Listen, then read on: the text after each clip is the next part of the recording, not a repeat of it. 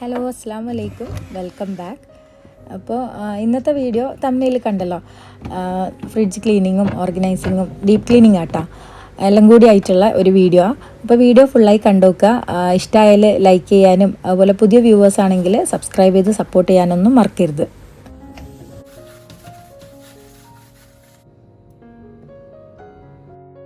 പിന്നെ നേരത്തെ പറഞ്ഞ പോലെ തന്നെ ഡീപ്പ് ക്ലീനിങ് അതുകൊണ്ട് തന്നെ കുറച്ചധികം ടൈം എടുക്കും. ഈ സാധനങ്ങളെല്ലാം എടുത്ത് പുറത്ത് വെക്കലും പിന്നെ മൊത്തത്തിൽ റാക്കെല്ലാം ഊരി മാറ്റി മൊത്തം ക്ലീൻ ചെയ്യുന്നതാണല്ലോ. അപ്പോൾ എന്തായാലും നല്ല ടൈം എടുക്കും. പിന്നെ അധികം ഇതുപോലെയുള്ള ക്ലീനിങ്ങും കാര്യങ്ങളെല്ലാം ഞാൻ വീക്കെൻഡിലാട്ടോ ചെയ്യൽ. ഇന്നും വീക്കെൻഡ് തന്നെയാണ്. പിന്നെ ഇതാ അത്യാവശ്യം സാധനങ്ങളുണ്ട്. സാധാരണ ഞാൻ നോർമൽ ക്ലീനിങ് എല്ലാം ഇങ്ങനെ 2 ആഴ്ച അല്ല ഒരാഴ്ച കൂടുമ്പോൾ എല്ലാം സാധനങ്ങളെല്ലാം തീരുമല്ലോ, ആ ടൈമിലൊന്ന് ക്ലീനാക്കി എടുക്കല. അതാകുമ്പോൾ റാക്കൊന്നും മാറ്റുന്നൊന്നുമില്ല, അവിടെ നിന്ന് തന്നെ തുടച്ച് ക്ലീനാക്കി ഒന്ന് ഓർഗനൈസ് ചെയ്ത് വെക്കും. ഇതിപ്പോൾ അത് പറ്റൂലല്ലോ, മൊത്തം മാറ്റണം.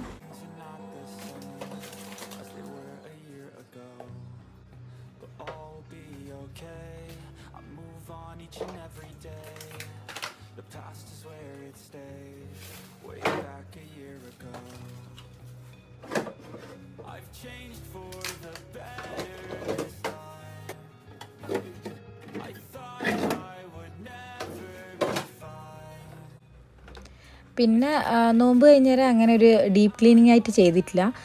സാധാരണ നോമ്പ് കഴിഞ്ഞ് 1-2 ആഴ്ചയെല്ലാം കഴിയുമ്പോഴത്തേക്ക് തന്നെ ഞാൻ നന്നായിട്ടൊന്ന് ക്ലീനാക്കി വെക്കലുണ്ട് ഫ്രിഡ്ജ്. കാര്യം ആ ടൈമിൽ ഇങ്ങനെ ഫ്രീസറെല്ലാം ഇങ്ങനെ നമ്മൾ മീനും ഇറച്ചിയെല്ലാം ആയിട്ട് ഇങ്ങനെ മിക്സായിട്ട് നല്ലോണം കച്ചറ ഉണ്ടാവും. ഇതിപ്പോൾ ഞാൻ നോമ്പെല്ലാം കഴിഞ്ഞേരം ജസ്റ്റ് ഒന്ന് തുടച്ച് ക്ലീനാക്കി എന്നല്ലാണ്ട് ഇങ്ങനെ ഒരു ക്ലീനിങ് ചെയ്തിട്ടില്ല. അപ്പോൾ അതുകൊണ്ട് തന്നെ ഫ്രീസറിൽ അത്യാവശ്യം കച്ചറയുണ്ട്. ബാക്കി പിന്നെ അങ്ങനെ കാര്യമായിട്ട് കച്ചറയൊന്നുമില്ല.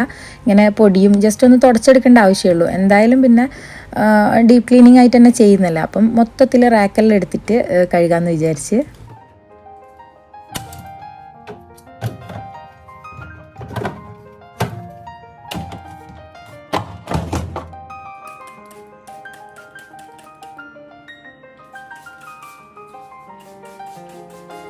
അപ്പോൾ ഇതാ ഫ്രിഡ്ജ് ക്ലീനാക്കി എടുക്കാൻ വേണ്ടിയിട്ട് ഞാനിതാ ഈ ഒരു ക്ലീനിങ് സൊല്യൂഷനാട്ടാ റെഡിയാക്കി എടുത്തിന്. അപ്പോൾ ഇതിൽ മെയിനായിട്ടും വിനാഗിരി ചേർത്തിന്, അതുപോലെ തന്നെ ഏതെങ്കിലും ഒരു ഡിഷ് വാഷിംഗ് ലിക്വിഡ് കുറച്ച് അധികം തന്നെ ചേർത്തിന്, എന്നാലല്ലേ നന്നായിട്ട് കഴുകുന്നതല്ലേ. അപ്പം അതിനെല്ലാം വേണ്ടിയിട്ട് പിന്നെ സാധാ നോർമൽ വെള്ളം എടുത്തിന്. പിന്നെ വിനാഗിരീൻ്റെ ഒരു ഗുണം എന്ന് വെച്ചാൽ ആ ഒരു ബാഡ് സ്മെല്ലെല്ലാം ഉണ്ടാവുമല്ലോ. ഇപ്പോൾ ഫ്രീസറിൽ പ്രത്യേകിച്ചും ഉണ്ടാവും, മീനും ഇറച്ചിയും എല്ലാം വെക്കുന്നതുകൊണ്ട്. അപ്പോൾ ഇങ്ങനെ ഇത് യൂസ് ചെയ്ത് കഴിഞ്ഞാൽ ആ ഒരു സ്മെല്ലങ്ങ് മാറിക്കിട്ടും. അപ്പോൾ മൊത്തത്തിൽ ഞാൻ അതന്നെയാട്ടാ വൃത്തിയാക്കാൻ എടുക്കുന്നത്.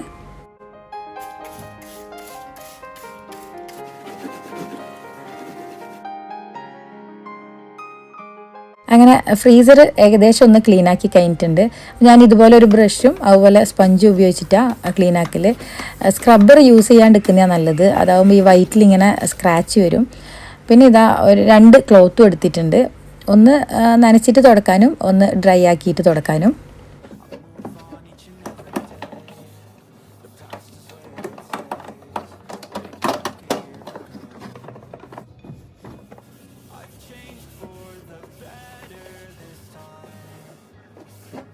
ഡീപ്പ് ക്ലീനിങ്ങിന് എന്തായാലും ടൈം എടുക്കുമല്ലോ. അപ്പോൾ ഫ്രീസറിൽ കുറച്ച് സാധനങ്ങളുണ്ട്, മീനും ചിക്കനെല്ലാം ആയിട്ട്. അത് ഞാനിപ്പോൾ തൽക്കാലത്തേക്ക് പുറത്തെടുത്ത് വെച്ചിനാ. അപ്പോൾ ഈ ഒരു ടൈമിൽ, അതായത് ഈ ഒരു ക്ലൈമറ്റിൽ അധിക നേരം അത് പുറത്തെടുത്ത് വെക്കാനും പറ്റൂല. അപ്പോൾ പെട്ടെന്ന് തന്നെ ഞാനൊന്ന് ക്ലീനാക്കി എടുക്കുന്നുണ്ട് ഫ്രിഡ്ജിൻ്റെ ഉൾഭാഗം മൊത്തത്തിൽ. എന്നിട്ട് ഫ്രീസറിൻ്റെ ആ ഒരു റാക്കെല്ലാം ഒന്ന് കഴുകി റെഡിയാക്കി എടുത്താൽ പെട്ടെന്ന് തന്നെ അതെല്ലാം ഉള്ളിലേക്ക് വെക്കാമല്ലോ.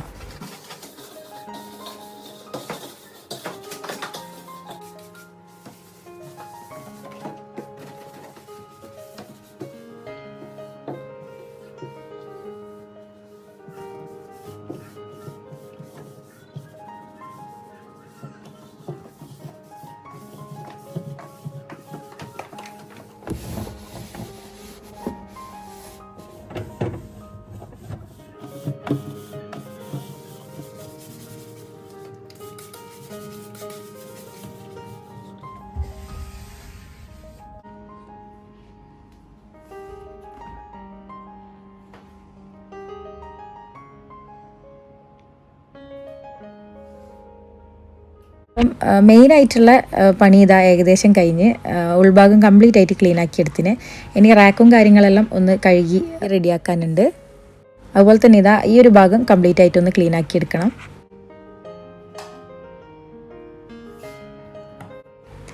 ഇത് പിന്നെ ചെറിയൊരു മീൽ പ്ലാനറാട്ടാ, മാഗ്നറ്റാണ് വരുന്നത്. അപ്പോൾ അവിടെ ഇങ്ങനെ സ്റ്റിക്കായി നിന്നോളും. അപ്പോൾ അതെല്ലാം ഒന്ന് എടുത്ത് മാറ്റുന്നുണ്ട്.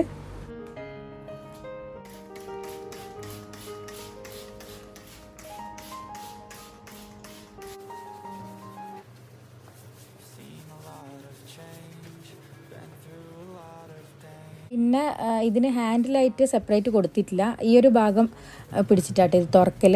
അതുകൊണ്ട് തന്നെ അത്യാവശ്യം നല്ല കച്ചറ ആ ഒരു ഭാഗത്തുണ്ട്. പിന്നെ ഞാൻ മാത്രമല്ല ശരിക്കും പറഞ്ഞാൽ ഫ്രിഡ്ജ് തുറക്കൽ. അപ്പോൾ പ്രത്യേകം പറയണ്ടല്ലോ, കുട്ടികൾ എന്തായാലും വെറുതെ ഒരു കാര്യമില്ലെങ്കിലും വെറുതെ ഒന്ന് വന്നിട്ട് ഫ്രിഡ്ജ് ഒന്ന് തുറന്നു നോക്കും. അത് അവർക്ക് എന്തോ ഒരു രസം പോലെയാണ്. അപ്പോൾ എന്തായാലും ആ ഒരു ഭാഗത്ത് നല്ല കച്ചറ ഉണ്ടാവും. പിന്നെ ഇതാ ഫ്രീസറിലുള്ള റാക്കും കാര്യങ്ങളെല്ലാം ഞാൻ പെട്ടെന്ന് തന്നെ ഒന്ന് കഴുകി റെഡിയാക്കി എടുക്കുന്നുണ്ട്. അതാവുമ്പോൾ ഞാൻ നേരത്തെ പറഞ്ഞ പോലെ തന്നെ പെട്ടെന്ന് അത് ഡ്രൈ ആയി കഴിഞ്ഞാൽ അങ്ങ് ഫിക്സ് ചെയ്യുക. പിന്നെ മാറ്റി വെച്ച കുറച്ച് മീനും ചിക്കനെല്ലാം ഉണ്ട്. അപ്പോൾ അതെല്ലാം ഒന്ന് എടുത്ത് വെച്ച് ഫ്രിഡ്ജ് അങ്ങ് ഓണാക്കാമല്ലോ.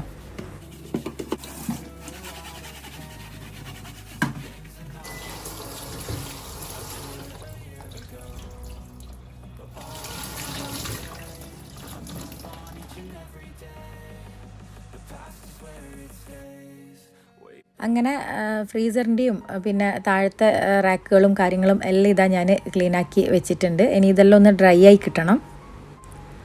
പിന്നെ ഇത് ഫ്രിഡ്ജിൽ വെക്കുന്ന കുറച്ച് പാത്രങ്ങളാട്ടോ, നമ്മൾ ഓരോന്ന് ഇട്ട് വെക്കുന്ന. അപ്പം അതെല്ലാം ഒന്ന് ക്ലീനാക്കി എടുക്കുന്നുണ്ട്.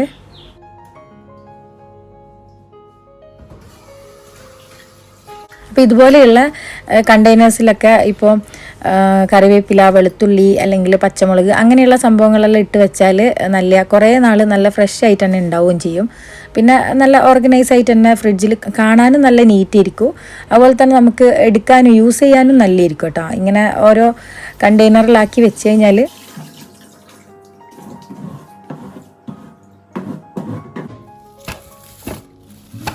അപ്പോൾ ഇതാ കുറച്ച് ഇഞ്ചി വെളുത്തുള്ളി എല്ലാം ഞാനൊന്ന് ക്ലീനാക്കി എടുക്കുന്നുണ്ട്. അപ്പോൾ വെളുത്തുള്ളിയും ഇഞ്ചിയെല്ലാം ഇങ്ങനെ വെക്കുന്ന സമയത്ത്, പച്ചമുളക്, കറിവേപ്പില എല്ലാം വെക്കുന്ന സമയത്ത് ഇതുപോലെ താഴത്തും മേലെയായിട്ട് ടിഷ്യൂ വെക്കുന്ന നല്ലതായിരിക്കും. ടിഷ്യൂവിന് പകരം ഇനിയിപ്പോൾ നൈസായിട്ടുള്ള കോട്ടൻ്റെ ക്ലോത്ത് കിട്ടുമല്ലോ, അത് വെച്ചാലും മതി. അങ്ങനെ ഇതാ ഞാൻ വെളുത്തുള്ളിയും അതുപോലെ കറിവേപ്പിലയും എല്ലാം ഇതുപോലെ ഇട്ട് വെക്കുന്നുണ്ട്. പിന്നെ കറിവേപ്പിലയൊക്കെ ഫില്ല് ചെയ്യുന്ന സമയത്ത് ഫുള്ളായിട്ട് ഇങ്ങനെ കുത്തി നിറച്ചിട്ട് ഫില്ല് ചെയ്യാണ്ടിരിക്കുക. അങ്ങനെ ആകുമ്പം അതിങ്ങനെ ചീഞ്ഞു പോകാനുള്ള ചാൻസ് ഉണ്ട് കേട്ടോ.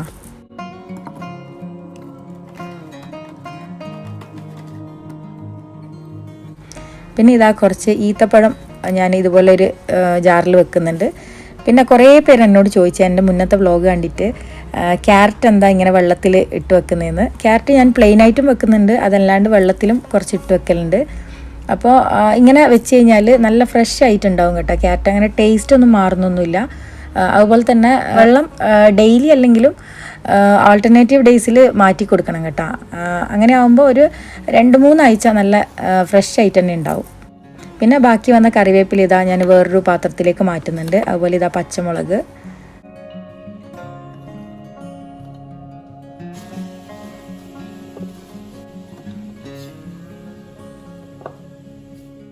പിന്നെ ഞാൻ അധികവും ഫ്രിഡ്ജിൽ യൂസ് ചെയ്യുന്ന ബാസ്ക്കറ്റ് ആട്ടാ ഇത്.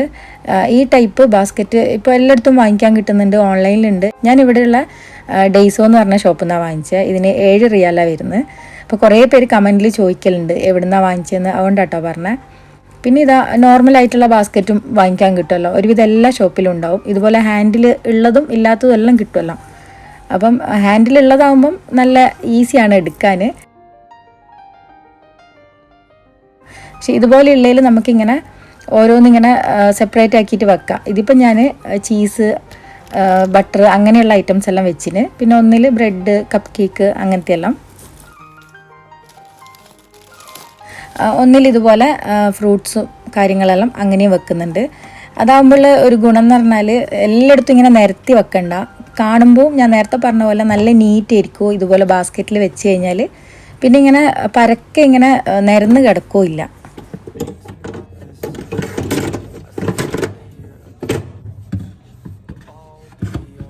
അങ്ങനെ ഇതാ കഴുകി വെച്ച റാക്കെല്ലാം ഡ്രൈ ആയിട്ടുണ്ട്. ഇനി ഞാൻ ഫ്രീസർ ഒന്ന് സെറ്റ് ചെയ്തെടുക്കുന്ന. ഇപ്പോൾ ഫ്രീസറിലും ഞാൻ ഇതുപോലെ ബാസ്ക്കറ്റ് വെച്ചിന് കേട്ടോ, ചിക്കനും മീനെല്ലാം വെക്കാൻ വേണ്ടിയിട്ട്.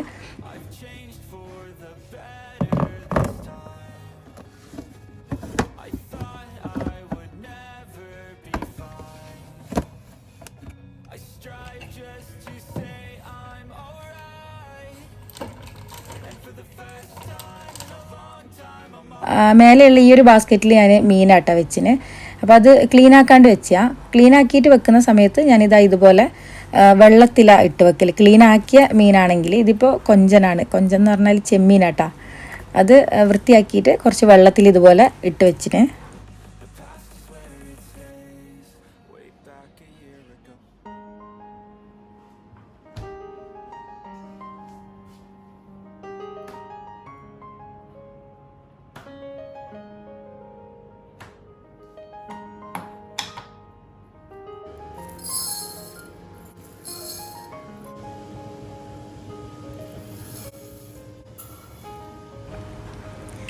ഇത് പിന്നെ ഉച്ചക്കേക്കുള്ള ചോറിന് വേണ്ടിയിട്ടുള്ള അരി ഒന്ന് സോക്ക് ചെയ്ത് വെക്കുന്ന.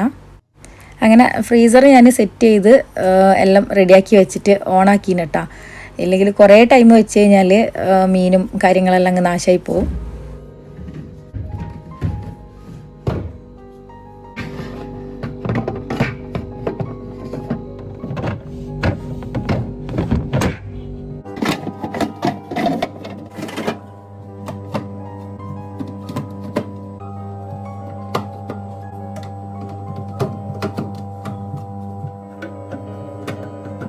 അങ്ങനെ കഴുകി വെച്ച റാക്കെല്ലാം കംപ്ലീറ്റ് ആയിട്ട് ഡ്രൈ ആയി കേട്ടോ. അപ്പോൾ ഇതാ റാക്കെല്ലാം ഇട്ട് സെറ്റ് ചെയ്ത് വെച്ചിട്ടുണ്ട്. ഇനിയിപ്പോൾ സാധനങ്ങളെല്ലാം തിരിച്ച് എടുത്ത് വെക്കുക എന്നല്ല. അപ്പോൾ നേരത്തെ ഞാൻ കാണിച്ചു തന്ന ആ ഒരു ബാസ്ക്കറ്റിലും പിന്നെ കുറച്ച് ജാറുകൾ, കണ്ടെയ്നേഴ്സ് എല്ലാം ഉണ്ടല്ലോ, അതിലെല്ലാം ഇതാ എടുത്ത് വെക്കുന്ന. പിന്നെ സാധനങ്ങൾ വെക്കുന്ന എനിക്ക് എടുക്കാൻ അല്ലെങ്കിൽ നമുക്ക് യൂസ് ചെയ്യാൻ എളുപ്പത്തിൽ എങ്ങനെയാണോ അങ്ങനെയാട്ടോ. ഇപ്പം ഇതുപോലെയുള്ള ജാറുകളിലൊക്കെയാണ് വെക്കുന്നതെങ്കിൽ ഇങ്ങനെ ഡോറിൻ്റെ മേലെയുള്ള റാക്കിൽ വെക്കും. അതല്ല കുറച്ചും കൂടെ വലിയ കണ്ടെയ്നേഴ്സിലാണ് വെച്ചെങ്കിൽ റാക്കിൻ്റെ മേലെ സെറ്റ് ചെയ്യലാം.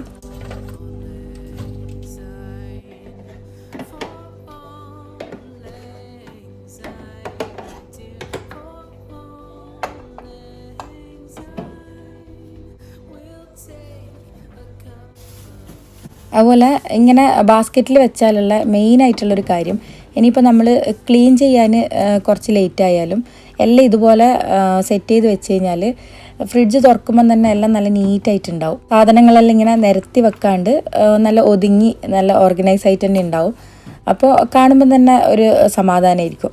മറ്റേതെന്ന് വെച്ചാൽ എല്ലാം വലിച്ചു വാരി വെജിറ്റബിൾ ഓരോ റാക്കിലുണ്ടാവും, അല്ലെങ്കിൽ അങ്ങനെ എല്ലാം നിരത്തിയിട്ടല്ല ഉണ്ടാവുക. അപ്പോൾ അതിനേക്കാളും കുറച്ചും കൂടെ നല്ല ഞാൻ നേരത്തെ പറഞ്ഞ പോലെ തന്നെ ഇതുപോലെ ബാസ്ക്കറ്റിൽ അറേഞ്ച് ചെയ്ത് വെച്ചാൽ. പിന്നെ ഫ്രിഡ്ജിൽ നിന്ന് വരുന്ന ആ ഒരു ബാഡ് സ്മെല്ല് ഇല്ലാണ്ടാവാൻ വേണ്ടിയിട്ട് ഞാൻ ചെയ്യുന്ന ഒരു കാര്യം, ഇതുപോലെ യൂസ് ചെയ്തിട്ട് ഉള്ള ചെറുനാരങ്ങൻ്റെ തോല് ഇങ്ങനെ ഒരു ബൗളിൽ എടുത്ത് വെക്കും. അതിന് പകരം വിനേഗർ വെക്കാം കേട്ടോ. ചെറിയൊരു ബൗളിൽ ഇതുപോലെ തന്നെ വെക്കാം. മുട്ടൻ്റെ ട്രേ യൂസ് ചെയ്യില്ല. യൂസ് ചെയ്യുന്ന സമയത്ത് സ്പേസ് ഇല്ലാത്ത പോലെ തോന്നലുണ്ട്. അതുകൊണ്ട് ഇങ്ങനെ പ്ലെയിൻ ആയിട്ട് തന്നെ വെക്കും.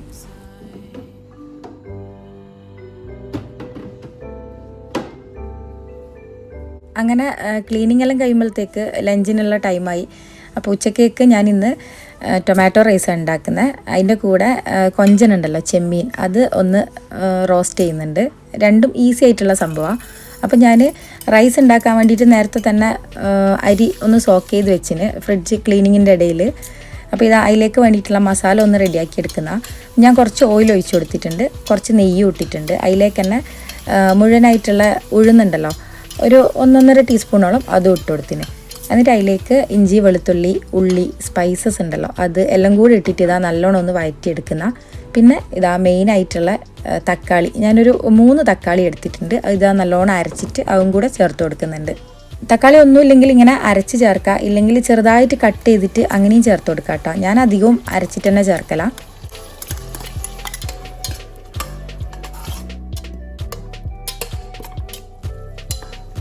ഇനി തക്കാളിൻ്റെ ആ ഒരു പച്ച മണമെല്ലാം മാറി വരുന്ന ടൈമിൽ ഇതാ പൊടികൾ ചേർക്കുന്ന കുറച്ച് മഞ്ഞൾപ്പൊടി, പിന്നെ കളറ് കിട്ടാൻ വേണ്ടിയിട്ട് ഇതിലേക്ക് ഞാൻ കാശ്മീരി ചില്ലി ചേർക്കുന്നുണ്ട്, പിന്നെ ഗരം മസാലപ്പൊടിയും. എരിവിന് വേണ്ടിയിട്ട് പച്ചമുളക് നേരത്തെ ഞാൻ ഇട്ടിന്. അപ്പോൾ അങ്ങനെ പച്ചമുളക് ഇടുന്നതാണെങ്കിൽ മുളക് പൊടി യൂസ് ചെയ്യേണ്ട ആവശ്യമില്ല. ഇത് പിന്നെ കളറ് കിട്ടാൻ വേണ്ടി മാത്രം ഞാൻ ഇട്ടിയാട്ടോ. പിന്നെ ഇതിലേക്ക് ഇതാ മല്ലിയിലയും പുതിനയും കൂടെ ഇട്ട് കൊടുക്കുക. ഞാനിപ്പോൾ മല്ലിയില മാത്രമേ ഇട്ടിട്ടുള്ളൂ.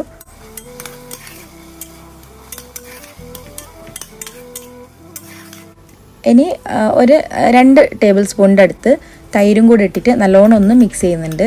ഈ ടൈമിൽ ഉപ്പ് നോക്കിയിട്ട് ഇട്ട് കൊടുക്കാം കേട്ടോ. അപ്പം ഞാൻ പറഞ്ഞല്ലോ നല്ല ഈസി ഉണ്ടാക്കാൻ, വേറെ പണിയൊന്നുമില്ല. അപ്പം മസാല അവിടെ റെഡിയായി. ഇനി സോക്ക് ചെയ്ത് വെച്ച അരിയും ഇതാ ഇട്ട് കൊടുക്കുന്നുണ്ട്. ഇനി ഒന്ന് നല്ലോണം മിക്സ് ചെയ്യുക. അപ്പം ഞാനിവിടെ 3 കപ്പ് അരി എടുത്തിന്, അതിന് 4 കപ്പ് വെള്ളം എന്നുള്ള അളവില്ല കേട്ടോ. അപ്പോൾ വെള്ളം ഇതാ ഇവിടെ ചൂടായിട്ടുണ്ട്. അതും കൂടെ ഒഴിച്ച് ഒരൊറ്റ വിസിൽ റൈസ് നല്ല പാകത്തിനായി കിട്ടും. ഇത് ബസ്മതി അരി കേട്ടോ ഞാൻ എടുത്തിട്ടുള്ള, നമ്മൾ മന്തി ഉണ്ടാക്കുന്ന സെല്ല റൈസ് അല്ല. അപ്പം ഞാൻ നേരത്തെ സോക്ക് ചെയ്ത് വെച്ചിട്ടുണ്ടെന്ന് പറഞ്ഞല്ലോ, അത് നോർമൽ വെള്ളത്തിൽ സോക്ക് ചെയ്ത് വെച്ചാൽ. ഇനി ഇത് റെഡി ആകുമ്പോഴത്തേക്ക് നമ്മളെ പ്രോൺസ് കൊഞ്ചനൊന്ന് റെഡിയാക്കി എടുക്കാം. അപ്പോൾ ഇതാ അതൊന്ന് ഐസെല്ലാം മാറി ഒന്ന് സെറ്റായി കിട്ടണം.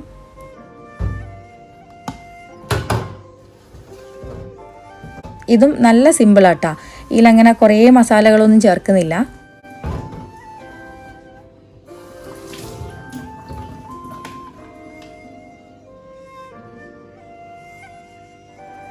അതിലേക്ക് വേണ്ട കുറച്ച് സംഭവങ്ങൾ കട്ട് ചെയ്തെടുക്കാനുണ്ട്. പച്ചമുളക്, വെളുത്തുള്ളി, ഇഞ്ചി, അങ്ങനെയുള്ള കുറച്ച് കാര്യങ്ങളെല്ലാം. പിന്നെ ഒരു ചെറിയ കഷ്ണം ഉള്ളിയും കൂടെ ചേർക്കുന്നുണ്ട്. തക്കാളി ഇടുന്നില്ല.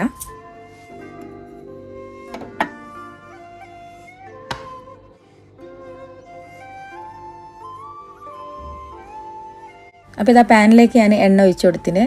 ഇത് വെളിച്ചെണ്ണ ആട്ടോ ഒഴിച്ചു കൊടുത്തിന്. അതിലേക്ക് കറിവേപ്പില, പച്ചമുളക്, പിന്നെ നീളത്തിൽ കട്ട് ചെയ്ത വെളുത്തുള്ളി ഉണ്ടല്ലോ അത്, ഇഞ്ചി നീളത്തിൽ കട്ട് ചെയ്ത് ചേർക്കുക. പിന്നെ എൻ്റെ അടുത്ത് ഓൾറെഡി ഞാൻ അരച്ചതുണ്ട്, അതാ ചേർത്തിന്.